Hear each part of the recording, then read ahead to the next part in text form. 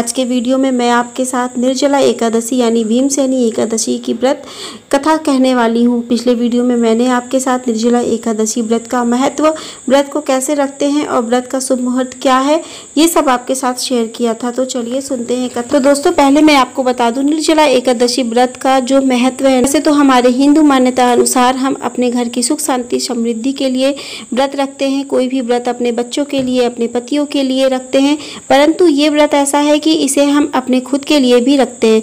घर की सुख शांति समृद्धि तो बढ़ती ही है, साथ ही साथ इससे हमें मोक्ष की प्राप्ति होती है। तो चलिए कथा सुनते हैं। एक बार भीमसेन व्यास जी से कहने लगे, हे पितामह, भ्राता युधिष्ठिर, माता कुंती, द्रौपदी, अर्जुन, नकुल और सहदेव आदि सब एकादशी का व्रत करने को कहते हैं, परंतु महाराज मैं उनसे कहता हूँ कि भाई मैं भगवान की शक्ति पूजा आदि तो कर सकता हूँ, दान भी दे सकता हूँ, परंतु भोजन के बिना नहीं रह सकता। इस पर व्यास जी कहने लगे, हे भीमसेन, यदि तुम नरक को बुरा और स्वर्ग को अच्छा समझते हो तो प्रतिमास दोनों एकादशियों को अन्न बिना खाए रहा करो।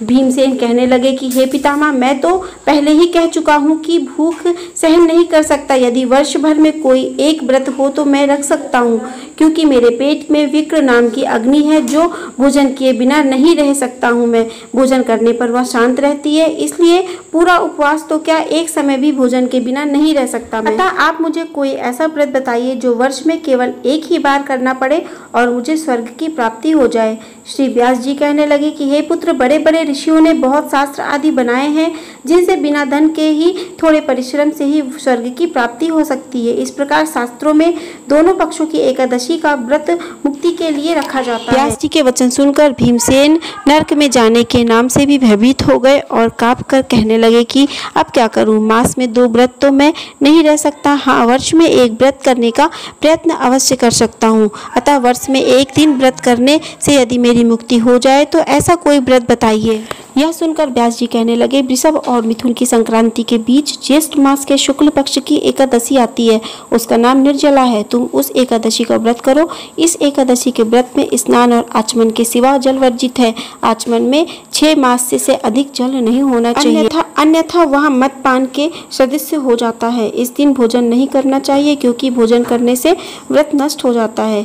यदि एकादशी को सूर्योदय से लेकर द्वादशी के सूर्योदय तक जल ग्रहण न करे तो उसे सारी एकादशियों के व्रत का फल प्राप्त होता है। द्वादशी को सूर्योदय से पहले उठकर स्नान आदि करके ब्राह्मणों को दान देना चाहिए। इसके पश्चात भूखे अथवा सत्पात्र ब्राह्मण को भोजन कराकर फिर आप भोजन कर लेना चाहिए। इसका फल पूरे 1 वर्ष के संपूर्ण एकादशियों के बराबर होता है।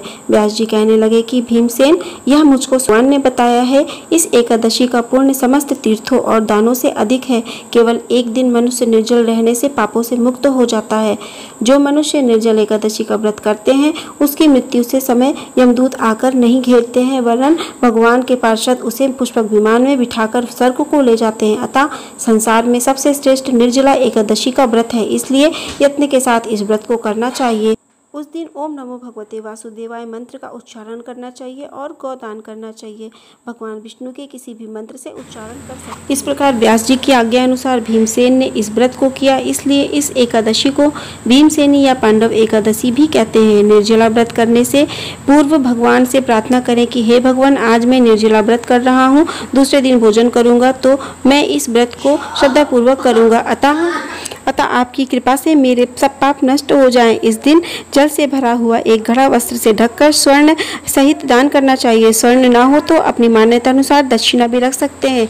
जो मनुष्य इस व्रत को करते हैं उनको करोड़ फल सोने के दान का फल मिलता है, और जो इस दिन यज्ञ आदि करते हैं उनका फल तो वर्णन ही नहीं किया जा सकता। इस एकादशी के व्रत से मनुष्य विष्णु लोक को प्राप्त होता है। जो मनुष्य इस दिन अन्न खाते हैं वे चंडाल के समान होते हैं, वे अंत में नरक में जाते हैं।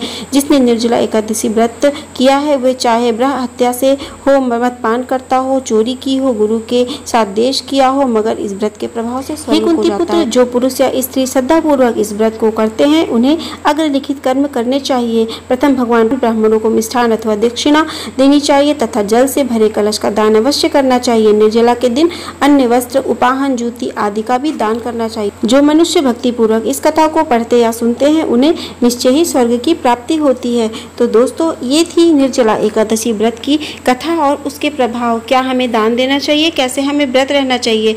तो दोस्तों कैसी लगी वीडियो, प्लीज़ वीडियो को लाइक शेयर कर दीजिएगा, कमेंट में बताइएगा ज़रूर कैसी लगी और चैनल को सब्सक्राइब कर दीजिएगा। तो चलती हूँ, राधे राधे, जय माता दी दोस्तों।